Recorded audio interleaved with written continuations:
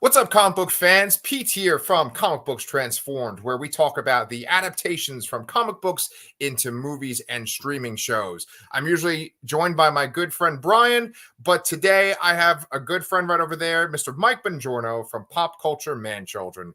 Hello, Mike, sir. welcome.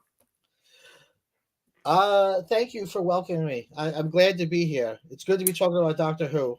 Yes. If Mike's on the show, then we are either talking about Masters of the Universe, Star Wars, or Doctor Who. And so Yes. Doctor Who, they just dropped 2 new episodes. It's for the series 14, if we're going by like the British way that it was set up. Yeah. But it's also season 1 now of essentially this new like Disney version. Yeah, Disney laid down those rubber things in the supermarket that keep your groceries from somebody else's. Yes. Disney laid one of those down, and it was like, forget the rest of that BBC shit. We're on season 1 now. Yes. And yeah. boy, does it feel like a different show. I was going to say, there's a song. The money's on the screen, baby. It really, really is. It's funny because there's that song at the end of the second episode. It goes, there's always a twist at the end. And I think in the case, there's always a middle-aged white guy that's going to get upset about what's happening to his beloved franchise. Yeah. And as middle-aged white men, it's funny because we're going to kind of offer I'm assuming, the opposite opinion here. Yeah. Yeah. Okay. Yeah. I'm not here to tell you about how I don't like drag queens. Yes. Okay. And so we'll get to the maestro in the next episode. Right off the bat, the Doctor is, I feel like, dramatically different from the Doctor, and yet very much the same as the other incarnations of the Doctor. What do you think?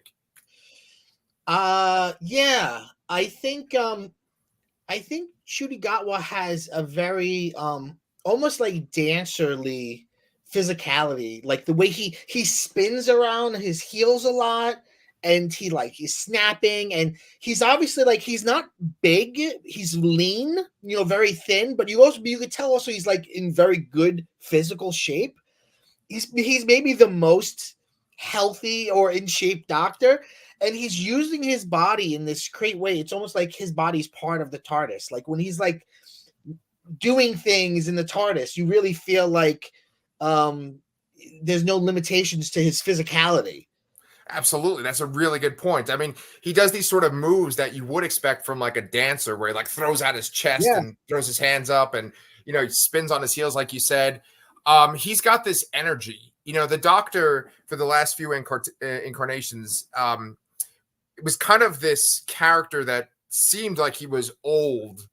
And even though he had a young face, like he had Matt Smith's face or David Tennant's face, but it felt like an old man behind that young face. Now the Doctor feels like he's been reborn and he has all this energy. Yeah, that's true. Yeah. The thing with Matt Smith was he kind of was he was the youngest guy to play the Doctor at that time, but he did play him old and grumpy. And then Capaldi kind of was old and grumpy. Right. And Jodie Whittaker's young or middle-aged, but she played the Doctor with a kind of a wisdom to her. He's reminds me of early Tennant. He's really bouncing around. Yes, agreed. I feel like every Doctor incarnation, they are influenced by a previous Doctor incarnation. Do you think that's the case? Yeah, absolutely. Well, we know Tennant was really influenced by the person who's his father-in-law, who was the Fifth Doctor? Fifth Doctor, yes. Peter Davison. Yes. Peter Davison, yeah. It's Pete Davidson. Yeah. So I don't know. Maybe Ncuti is influenced by Tennant. I don't know. Maybe. Do you know if Ncuti is a big fan of the franchise or not? That I don't know. I'm not sure. Yeah. It seems like every person that's been on the show, they always have been a huge Doctor Who fan since they were kids. I think to people living in the UK, it's like Batman. I think you probably can't find a lot of people that aren't in some way Doctor Who fans. Yes, agreed. They get the references and stuff. It's like osmosis. It's in there. Yeah, right. So the Doctor has a new companion. It's Millie Gibson. She's Ruby Sunday. I was going to ask you, what do you think about Millie Gibson's performance? Are you enjoying her as a companion? Yeah, she's very cute I don't mean that really in a physical way, but she's very cute in her sort of delight in things. Every once in a while the show feels like it's renewed itself. Not just, and it doesn't necessarily happen when there's a new doctor or a new showrunner, but just every once in a while something happens where it just feels like there's an effort to make it to start again. Yeah. And maybe because this is not like the Disney era, it's starting again. And I feel like she's a very good avatar for new audience members. Agreed. Do something to skip ahead, they do something in the second episode, The Devil's Court, which was something that the fourth Doctor did with Sarah Jane, which is he brings her to the future of the time stream they're on, because she says, well, let's not worry about this problem because I'm from the future and the bad thing didn't happen. And then he takes her to the future and she sees how desolate it is. That exact thing happened with the fourth Doctor and Sarah Jane. And I thought, what a cool thing to redo, because it's a good way to teach the audience this is how time travel works in this world.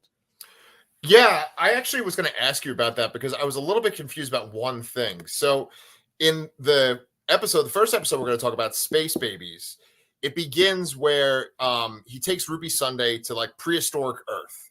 Uh-huh. And there's a butterfly, and I'm pretty sure Ruby is the one that steps on it. Yeah. The butterfly like seemingly dies, and then she all of a sudden is like this butterfly creature, as in like her actions did that. It's very reminiscent of Ray Bradbury's A Sound of Thunder. Do you know that story? No, I'm not familiar with that one. It's about time travel, and you can like walk on this path that's like in your time machine, and you can like observe time. But if you step off it, you could like step on a bug and change the history of the world. Right. And so I'm pretty sure a person steps on a butterfly in that and changes the history. Right. Yeah. So what was kind of confusing me, and I want to get your take on this, was she steps on a bug and it changes her appearance. But then the maestro steals music in the next episode, but she's still intact. So my logic behind that was because she stepped on the bug herself, that altered her future. But because the maestro changed time, she was still kind of protected because she was the Doctor. Right. There's also a kind of throwaway joke where after the butterfly thing happens, which there's something else important about that I want to get back to. Sure. After the butterfly thing happens, the Doctor goes back into the TARDIS and he flips something. And he says, I forgot to flip the butterfly contingent switch. Okay. Which, again, doesn't make a lot of sense. You know, you and I have a running joke, which is that every time we record, we bring up Star Wars and specifically The Last Jedi. Last Jedi. Hell yeah. Because you like The Last Jedi, and we like to make videos that anger people nobody likes and nobody wants to watch. Right. So, boy, mission accomplished right now. Yeah, it's already done. I really thought about The Last Jedi when I was watching Space Babies, and that thing happened because I thought, you know, when Kylo Ren says, "Forget the past, let it die. You just have to go forward." Right. I realized that's an essential quality for a Doctor Who fan. Yeah. And it's hard because as nerds, we are interested in lore and we're interested in canon and we're interested in collecting knowledge and sharing it with our nerdy friends. Did you know in this episode this happened? Or, that's a reference to this. Yeah. So it's sort of our language, but at the same time, if you don't, what you'll find yourself doing as a longtime Doctor Who fan is saying, well, that's a contradiction, or well, that wouldn't have happened before, or is that a new power? Why is this like this? Right. And then you're not enjoying it. I think you have to kind of be like, he's a magic alien from another world, and I just have to go on this adventure, because if I do try to scrutinize anything, I think the whole thing will fall apart. And I think Yeah. the writers have to tell themselves that too. Mm-hmm. Well, okay, so that is really interesting. You're just setting up my transitions today, man, because this episode, the next episode, they're written by Russell T Davies, right? Now, Russell Right. T Davies is the one that brought the franchise back in 2005. Now, I really love your Star Wars comparison because I feel like there's generational issues with these franchises where you have the people that were around in the original incarnation, just like Star Wars, where they're around, but Doctor Who's older. And then you have like the people that get into Star Wars around the prequel time. And then they're like, this is the way it's supposed to be. And I think that even those people that came in 2005 might be upset about the show now for the way that it is. And of course, the thumbnail I have for this review is it's Shutigawa in the 60s, and he's got that 60s attire on. And he looks kind of scared. And I said, the sound of certain fans' heads exploding. Yeah. And I just kind of pictured while I was watching this, I pictured those Doctor Who fans that were watching it in maybe the 70s, the 80s, and just like, how would they feel looking at this show? Because I do feel like it's radically different from that original incarnation at this point. Right. And even with Russell, and I think this was your point as well, even with Russell T Davies on as the sort of person who's sailing the ship, it feels radically different to me than 2005. Right. 2005 felt much, looking back now, it felt much more like a typical like melodrama. Like there were jokes and there was silly stuff, but it wasn't joke. I feel like from the Matt Smith era on, Doctor Who became mostly a comedy. Which and whatever, that's just what it is, and it'll morph into something else. But well, that's the thing. You have to make a choice. You have to say, if you love what you love so much. Getting back, I mean, look, going back to Star Wars, I remember talking about any Star Wars movie or whatever. I remember people saying, this doesn't feel like Star Wars. I don't like Solo because it doesn't feel like Star Wars. Or I don't like The Last Jedi because Yoda says, oh, it was a page turner, and Yoda wouldn't make a modern reference like that. And that doesn't feel like Star Wars. And my response was always, to say something feels or doesn't feel like Star Wars would be implying that Star Wars is a fixed thing. And you can only feel like it or not. Right. To keep making more, it can't be a fixed thing. It has to be able to adapt. So I think that's the thing. It changes. And if you want to just say, well, I love this era and I don't want something new. I mean, I've seen that. I used to work with a guy much older than me who was like a big fan in the 70s and 80s. And he dropped out after Jodie Whittaker. He was like, I can't do it. Got to be a white guy. Right. I didn't agree with this guy on many things. Right. But in his fandom, he still thought of himself as a big fan. Like he would talk about the old shows. He would, like he would give me old books from like the eras of the Fourth Doctor, the Fifth Doctor. But he's just like, no, I'm out now. So you got to either go with it. Yeah. Or you have to go, okay, well, then it's not for me. This is for, Disney Plus kids or whatever. Right. Kids, right, exactly. And I do feel like the audience has changed. We talk about Star Wars. You on your show, Pop Culture Man Children, have covered a lot of Star Trek. You've covered the movies and stuff. I feel like certain franchises, their literal audience starts to evolve and change. And I think maybe Doctor Who, maybe the most dramatically out of all of them, right? Because I think that like Doctor Who in the 70s and 80s, and obviously it was around the 60s too. I think that's for like kind of shut in kind of boys. I know like families would watch it together and stuff, but I think the people that kind of kept it going were these kind of shut in boys. And then somewhere like around the Matt Smith era, and then later on, it became like a much more emotional show. And I think that like people really started to make that connection between regeneration and like transgender and changing your identity. Yeah. And I feel like that's become such a big part of it. It started to become, once they changed from like David Tennant to Matt Smith, I think people really got obsessed with who's the Doctor going to be next versus like, oh, the Doctor's on or it's Doctor Who, Right. It all became, is it going to be a black person? Is it going to be a woman? Is it going to be this or that? And so I think that audience, I always kind of wonder, like, is that audience big enough to replace the previous audience? That's such an interesting question. Yeah. In some ways, I think it's possible. I think one of the things that happened with Matt Smith is that he's a good-looking guy, and I think a lot of young viewers like had crushes on him. Yep. Which is something I think unique. Like there weren't, no offense to the early doctors, but I don't think there was a lot of 16-year-old boys and girls that were like, oh, I really I'm a real Sylvester McCoy stan. Patrick Troughton, so hot. Yeah, exactly. And I think that will always bring in a huge audience. And I remember it was the Matt Smith era that first time I saw a Doctor Who advertisement on a bus in New York City, and I was like, holy shit, Doctor Who is actually making an effort. And that's when they started doing, at that time they would try to do episodes in America too for the American audience, we're in the Old West. Right. And some of those probably left when Capaldi came, and some probably fell in love with the show and continued on.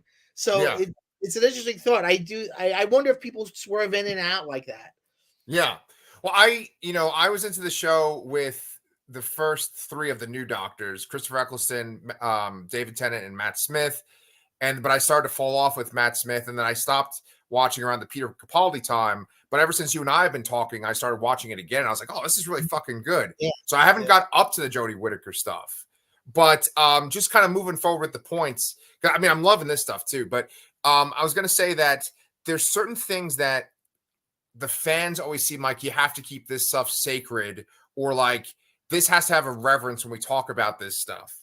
And I think that the Timeless Child is such a contentious subject for Doctor Who fans. Yeah. And in this, it's almost like an afterthought. He's like, oh, I was adopted. And, so what did you think of that? The way they just sort of treat it like an afterthought.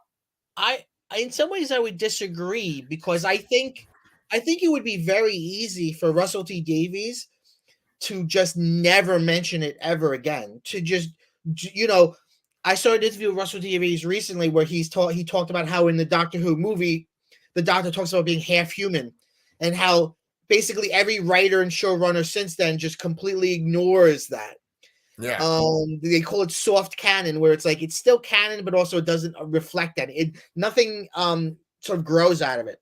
Right. The fact that they keep mentioning the Timeless Child, and the fact that they keep mentioning being an orphan, and that being orphaned is sort of it seems to be a big part of what Ruby's whole deal is going to be. Yes. I thought it was amazing, because I think it must resonate with Russell T Davies in some way, because I really thought there would have been such a clean break after the Jodie Whittaker era. We got a new Doctor, we got a new showrunner. The ratings weren't great during the Jodie Whittaker era. We're on Disney Plus. But the fact that he keeps mentioning it made me think, wow, I'm surprised that it hasn't gone away. Okay. Right. It's not, maybe I phrased that wrong. It's not that it's gone away, but it's sort of yeah, this is it. This is part of what this is now, he's kind of referencing that. And then another thing that is kind of considered sacred, a lot of the Matt Smith era, there was a big deal about what's his actual name. What's the Doctor's name? And then in this first episode, Space Babies, he talks about how on Gallifrey they have all these different titles. It's kind of funny because he never mentions the Master as one of the titles. Right. And then he at one point he's with not Jodie Whittaker, Ruby Sunday, and he says oh, and my actual name is, and then they just cut. He doesn't actually say his name off screen. Right. So I was like, do you think he actually tells them his name? It seemed like that's what they did in that moment. But you're right. In the Matt Smith era, it was you could never say it. It was a big, huge deal. Yeah, it was like Voldemort or something. Yeah. Right. So it's interesting the way things change. There's also something, and I know I'm bouncing around, but there's something in terms of canon in the second episode where the Doctor refers to his granddaughter, who was his companion, where he kind of, again, one of the problems with Doctor Who is sometimes the dialogue can be very hand wavy and just kind of throw an idea out there and then kind of vaguely kind of gloss over it. He kind of, it's a famous scene in the original Doctor Who when he drops his granddaughter off, and she was the first companion to change. And he says, one day I'll come back, and he never came back for her. And that's just part of Doctor Who lore. But then in the second episode, which takes place in 1963, where she would be, he says, he doesn't know if his granddaughter's alive because the Time War, the genocide of the Time Lords may have expanded outward and gotten to his granddaughter, whatever that means at all. Yeah. Like real vague. Here's a reason why we'll never see her again. Right. Yeah, honestly, I've never watched any of those William Hartnell Doctor Who episodes, so I don't really know a lot about him. I've seen him like when they've recast the guy that's from Harry Potter as him, the guy that was in like Game of Thrones. Yeah, and he's been in like at least one Doctor Who show. Yeah. But yeah, I do know like certain details. I know he has a granddaughter, like when they first start out. He says something about like how he like lived in a junkyard. I think like the TARDIS was in a junkyard. In the first episode, that's where we find the TARDIS. He's sort of referring to the first episode. Yeah. And a lot of the notes and details I have are taken from this one channel, this YouTube channel called Who Culture. So I want to give them credit too. But they were saying that it's potentially that we might actually see his granddaughter in this season too. Like it's too much of a setup, When Clara was the companion, and Clara was something started with Stephen Moffat's era. It started with Amy Pond, which was that the overarching theme is the companion. Like there's something special about the companion, and clearly that's happening now because of the snow thing, and she has a song in her heart. Basically where we're going is it's going to be something special about Ruby. But that started with the Moffat era, and when Clara came after Amy Pond, there was a lot of fans thought that she was going to be his granddaughter. That was like the major fan theory that ended up being completely wrong. Yeah. Well, I mean, didn't that even start with Rose because she was Bad Wolf in that season with Christopher Eccleston too? No, yeah, I guess in some way, yeah, I guess that's true, yeah. Yeah. But still, like I get what you're saying, where it's like a modern Who thing where like the companion, there's something special about them. They're not just like the sidekicks to the Doctor. They're a mystery in a way. Yeah, they're connected to the overarching thing. Well, that's what I was going to say, because like, we've kind of gone off on all these tangents, but I have to say that like I haven't been as impressed with Ruby Sunday as you have been. Like, I think that like she serves her purpose, but I know a lot of people don't like Clara. I actually liked Clara. Amy Pond is probably my favorite of the companions. And I like Rose a lot too. Yeah. But I'm just not kind of buying into Ruby. I'm kind of buying into like her life and how she's an adopted child and she has, this black mom and stuff like that. I like that. But it just kind of seems like they keep saying like, oh, she's so important. She's so important. But I feel like I don't necessarily like her. Yeah, I get it. I think that Ruby Sunday is in some ways super archetypal. I think this is sort of a reboot, and it is, I think, aiming for new fans. And I think every companion in some ways like will be a comment or a revision or a remix of a former companion. And I feel like Ruby Sunday is almost like, despite the thing about whoever she is and whoever her parent was that orphaned her at that church, beside all that, I think just as a character, I think she's sort of plain. And I don't mean that in terms of her performance. I mean, she's just sort of like a standard, assembly line companion. She's a young, attractive girl who's wide-eyed and wants to go on adventures. And I think that's sort of, they wanted somebody like that, I think. Yeah. And I mean, obviously there's something to her as well. Like when the Doctor thinks about her. He has this memory about her, and in this episode, they talk about how the memory has changed. Literally, at one point, he has this interaction with her, and it begins snowing in the TARDIS, which is really crazy. So obviously, there's something very special about her. He, just to kind of jump ahead too, he goes and scans her at the very end of the episode, like kind of alluding to like, oh, what's going on? What kind of creature is she? But we don't see the results of that scan. And that's something that Amy as well, if you remember. Right, yes. Because she was like pregnant, but then she was not pregnant. Yeah, it kind of flipped. We found out that she was a clone for a few adventures. He had it in there, really. Right, yeah. It's so crazy. Yeah, the show is like so all over the place, but it's so much fun. So let's talk about what is fun with this, though. There's a bunch of fucking babies. I love this. I love the space babies, man. I thought it was adorable. I really thought it was so cute. And I think, I think cute is an important audience reaction. Where the feeling of finding something cute. I think a lot of straight guys don't like to use the word cute or even admit that something's cute. I used to see this a lot when I taught. Young males will not. I would find that young heterosexual guys would never say the word cute. I'd be like, "What is this puppy?" And they'd be like, "Little." I'd be like, "No, the word is cute." But this was cute, and I think cute is good. I like that they go around a little like strollers. I like, it doesn't make sense. No.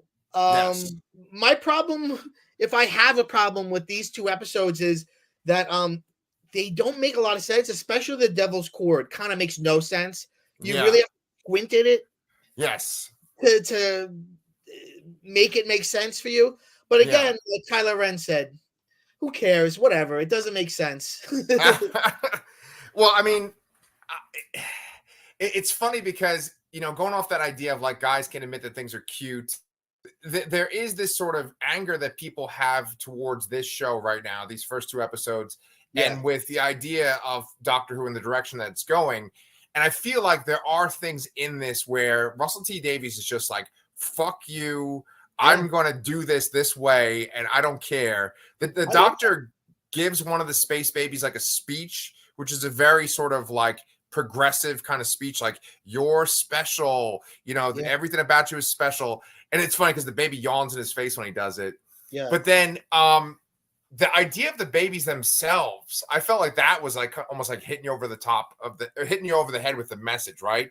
Because the idea was that the babies, like the society couldn't support the babies, but they had to have the babies, right? Isn't that the idea? It's like an abortion, right? Right. People are right. The nanny character says these babies were forced to be born, but then once they're born, no one took care of them. Right. And then I think Ruby says like that's not so strange. Right. And I don't know what the political situation is in Britain as far as abortion goes. I think it's more progressive than the United States. I mean, maybe that's a commentary on just the United States. Yeah, I'm not sure either. But clearly, there's something, Russell Davies is very, very liberal. And I think he has never hid that. And I think it is interesting that it's got all this money and all this production value and it's Disney now. But at the same time, the product is super queer, and I mean that in like the best possible academic way. The show itself is different, and the Doctor now is very queer coded. Oh yes. And we have a villain in the second episode played by a famous drag queen, and I kind of love that he's just sort of like, it seems like Russell T Davies is really in his like fuck it era. Like, I just do whatever I want. Yes. And I actually really want to talk about that villain in the second one. And I also want to talk about the changes. You and I started kind of texting about how the show is kind of changing a little bit too, as far as like the story and the theme. But with Space Babies, I just wanted to talk about that bogeyman for a second too, before we wrap up Space Babies. I mean, actually that kind of does tie in with one of the main new themes of the show. The idea of like, your imagination creating things. Yes. I mean, the bogeyman. So basically, just to kind of get everyone on the same page, there's a creature on this ship with these space babies, and it's in the lower levels of the ship, and it looks like kind of like a xenomorph, and it's scary. It's pretty scary when you first see it. Or it looks even like you mentioned Stranger Things. It's kind of like the Demigorgon.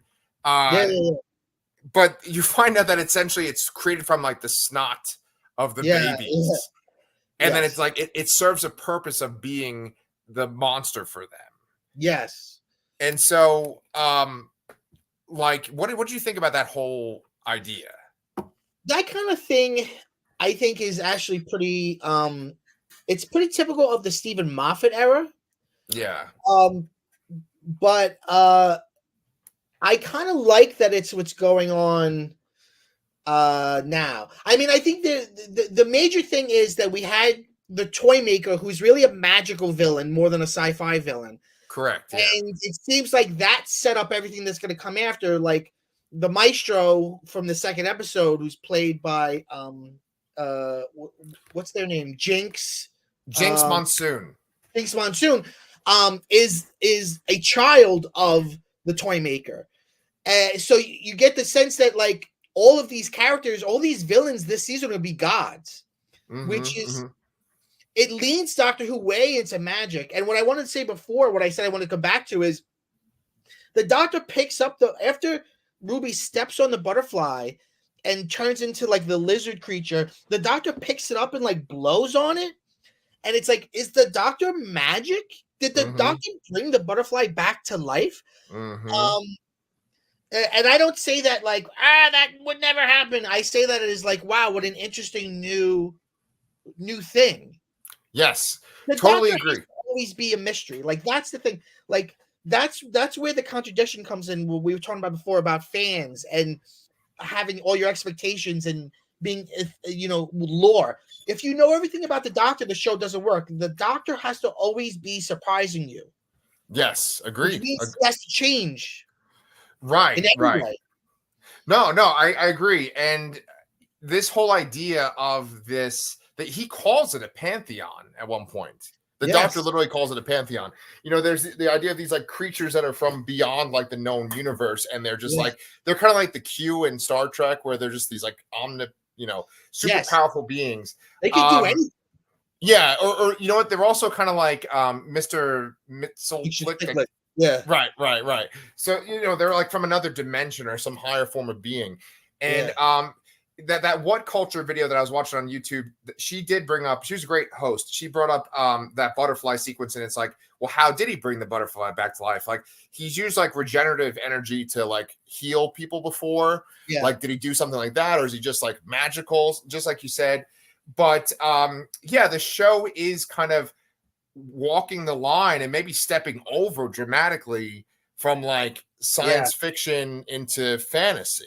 Yes. Yeah. And they've done that before. Even in the earlier years, like Sylvester McCoy's Doctor, things got very fantastic. It's interesting. I could see why hard sci-fi fans would dislike it. But what's cool then, if we have this pantheon, is that we will have the Doctor coming up against villains that he really can't do anything with. It's like Superman and Mr. Mxyzptlk, right? Yep. Superman, magic is something Superman can't really fight, and magic is clearly something the Doctor can't really fight. With both the Maestro and the Toymaker, he had to try to outwit the villain. So I think it will lead to a Doctor that's less unstoppable, unbeatable. Good. I say good. I actually prefer that.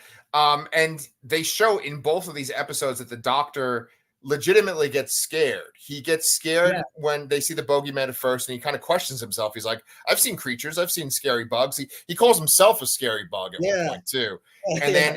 And then in this other episode, he's very scared of the Maestro as well. Yes, he runs away. Yeah. And he does that cool thing where he uses the sonic screwdriver to sort of like wash the sound out of where they are. So the Maestro can't like find them with the divining rod.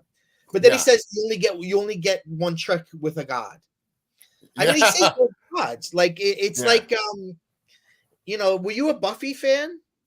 I watched like the first 4 seasons, but I know a lot about the story. Well, one of the later seasons, it might have been 4, I forget. The villain is a god. And I remember in the show, they made it a big deal. Like, you can't beat a god. So it Yeah. sets up the protagonist to really have a challenge ahead of them.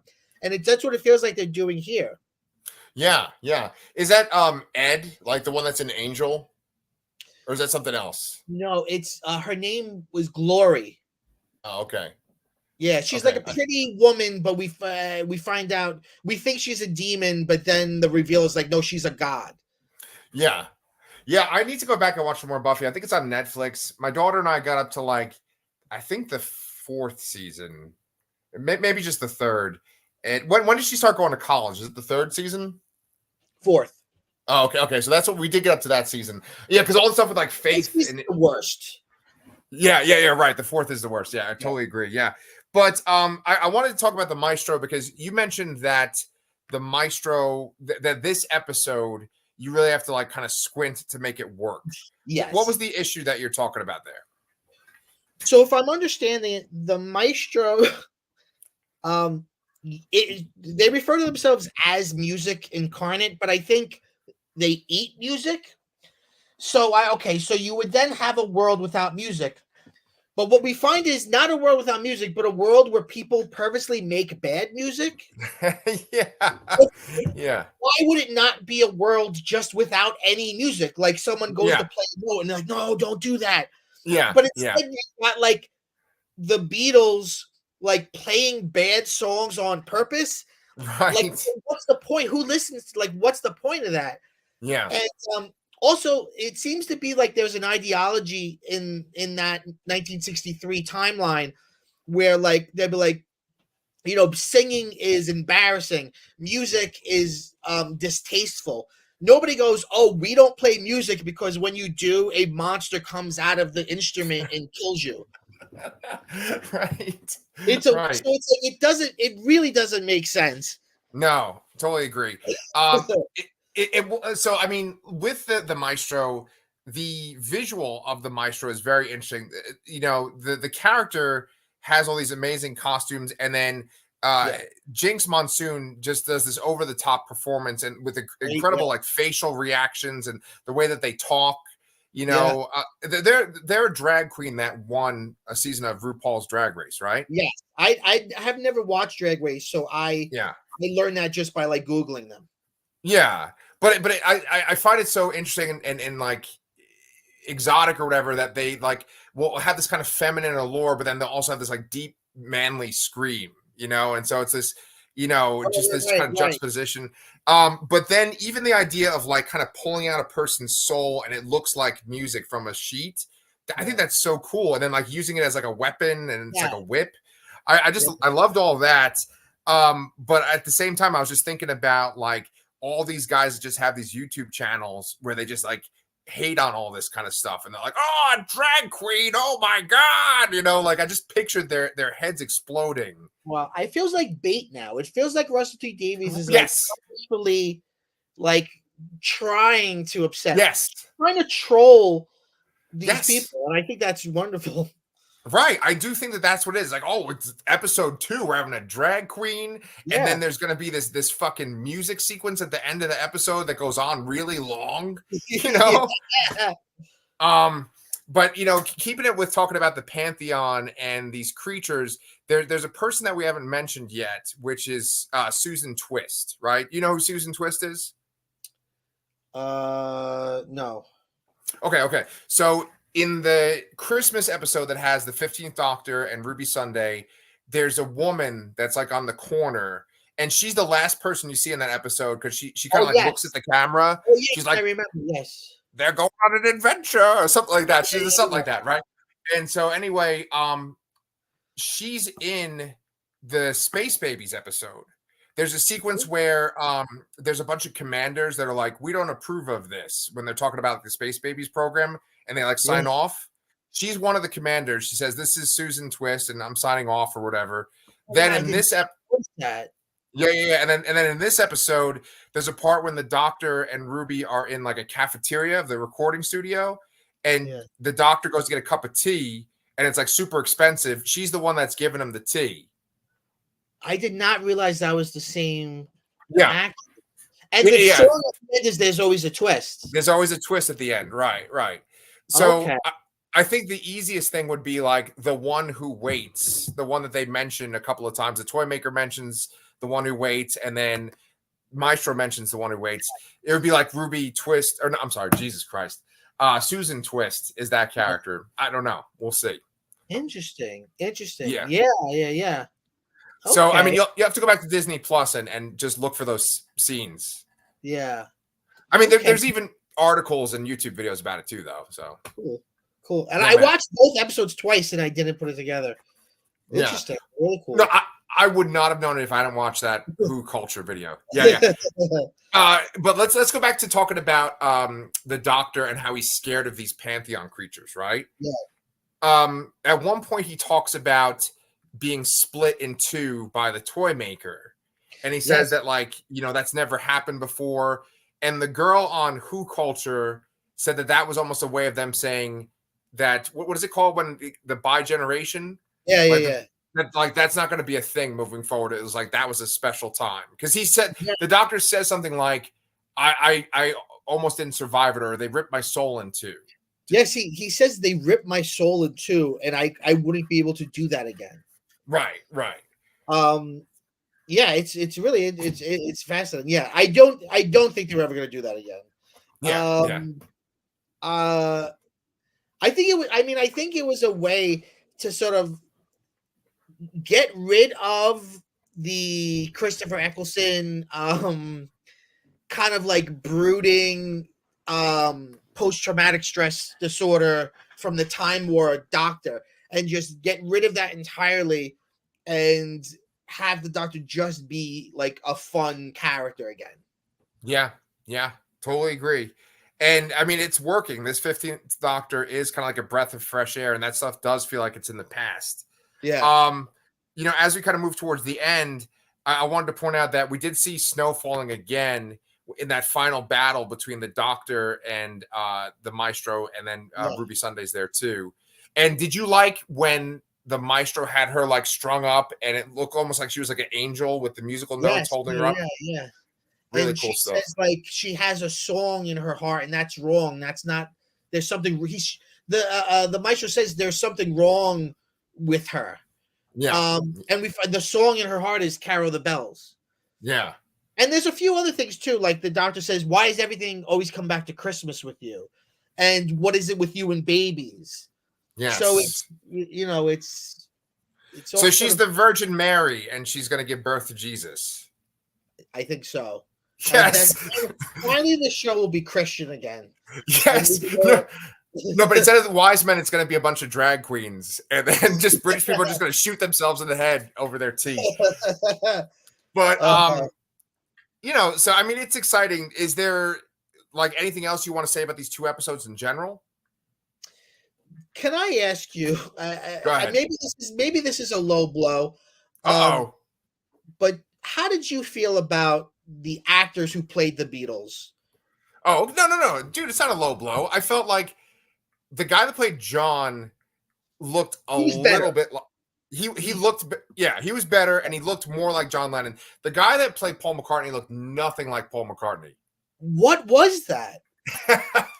What was that? Really? I mean, the guy didn't give a bad performance, but he looked like a middle-aged man. He looked nothing like Paul McCartney. Like nothing. Not even a little. Right. I know that, and I feel like they didn't use the Beatles very much. And I know that you can't use Beatle music because it costs a fortune. Right. But I kept thinking like the Beatles are gonna come in the end and like sing something. Yeah. And that's gonna kill the Maestro. Like, why do we even need the Beatles? And also, I don't know anything about the recording industry in the 1960s, but did like record studios have cafeterias like high school? Think so. Yeah. Also, and I know this is nitpicky, but I'm a fan of the Beatles. The Beatles famously can't read music. So in the end, they read the music that's like floating in the air. And like that's the one thing, like any Beatle fan knows, that's one thing that they cannot do. It's well-known trivia about the Beatles. So it's just, why is this? I don't know. I found a lot of it really weird. Wow, I did not. That is a good point. Holy shit. The Beatles stuff was weird. I felt like when they were in the studio singing like the Beatles, it Yeah. looked like the way the Beatles moved at least. Yeah. And that one sequence where like I think was it Paul McCartney? I think Paul McCartney was the one that was or no, it was John Lennon. And he's talking about how he doesn't want to play music Yeah. because of the way the world is. I thought that was like a really weird sequence, you know? Well, it's that weird ideology if they live in the world where like music is shameful. Not, Yeah. oh, I don't want to play music because when you do, a drag queen comes out of a piano and kills you. right. Well, but see, like that sequence was actually pretty damn creepy because she was like, Like, or that image is very creepy. That's yeah, really yeah. cool. Yeah. It was very like, evocative of like Pennywise and stuff with the, coming out of things. Yeah. But like she's there in all the reflections of like the spoons and stuff. The doctor like drops a spoon at one point because they're in it. Yeah.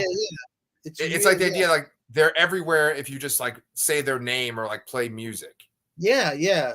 It's but not yeah. So bad music. I don't know. Never mind. Yeah. What'd you think of the musical moment at the end? I didn't love it. I know that we have a lot of money now to play with, but I just hope it doesn't. I hope these don't become like little Marvel movies. You know what I mean? Like, and I'm not the first person to say that. I've read some other people saying similar things. I want to give credit where it's due, although I can't remember who I read it. But yeah, people have been like, okay, we got a big budget now. We could do anything now, but like, let's not just do. I don't know. It was fun, but I didn't particularly like the song. And I mean, if you're gonna do a Beatles episode, maybe ask Disney for the money to license one Beatles song. Yeah. You know what I mean? Like it's the Beatles. Like it's so weird that it's the Beatles, but they don't get to sing a Beatles song. Right. Like when John comes up to the piano at the end and he just plays like that, he plays the notes that he sees in the air.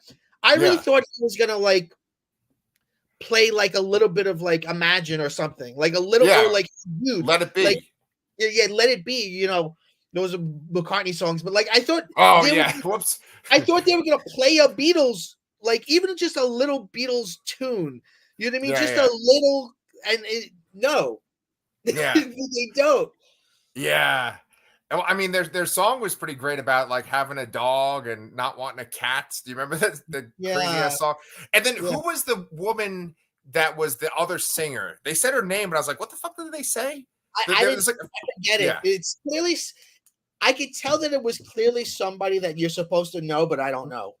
Right. Probably somebody that was big in Britain, Yeah. So, I mean, I love it. And if you want to come back kind of regularly to talk about Doctor Who, I'll cover every episode of the season because I'm a big fan. Yeah, man. So I'm excited about the next episode. Yeah, it's by Stephen Moffat, right? Yes. And it looks very it's called Boom, and it looks very like actiony. So I'm excited for that. It looks like the Doctor like steps on a landmine and the episode's about like not blowing up essentially. Yeah. So I'm excited for where it's gonna go. Nice. Well, so then we will gladly have you back on here, Mike, to talk about Doctor Who. But I want you to please plug Pop Culture Man Children because I love your channel too.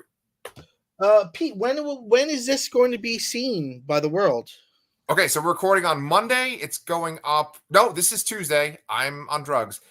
It's Tuesday. It's going to go up on Wednesday morning. Okay, so Wednesday is when my podcast, Pop Culture Man Children, comes out. So today our episode is on the classic anime Vampire Hunter D from 1985. Oh, cool. Nice. We have PCMC is a podcast where it's similar to what we've been talking about today. It's non-toxic fandom. We talk about nostalgia stuff, but we also talk about contemporary stuff. We try to have a positive spin on things, a critical spin on things. We've got episodes coming up on X-Men 97 and we do a lot of list shows. We recently did top 10 best burns sick burns in pop culture, like insults in pop culture. Awesome. And we've been around a long time. We've got 340 episodes. So Jesus. go and, and none of it's behind a paywall. So go and check things out and see what you like. And there's got to be something there for you to like. Yeah, absolutely. I mean, Mike is just such a great host, and he's got all these different guests. He's talked a lot about Star Trek, like I said before, which I actually really love those episodes in particular. I was on there recently where we talked about Superman the movie. So, Yes, a that's the comic book episode. Transformed. You guys should go check that one out. And then he and I are actually going to record a review of Masters of the Universe from the 80s to the movie, the live action movie. Yes, it's the posters right here over my shoulder. Right. I've been looking at it today. Yeah. Cool. Well, Mike, thanks so much. And guys, we'll be back for some more Doctor Who. And then you can check me and Brian out doing X-Men 97, just like Mike. And then, of course, Fallout, too. So see you all next time.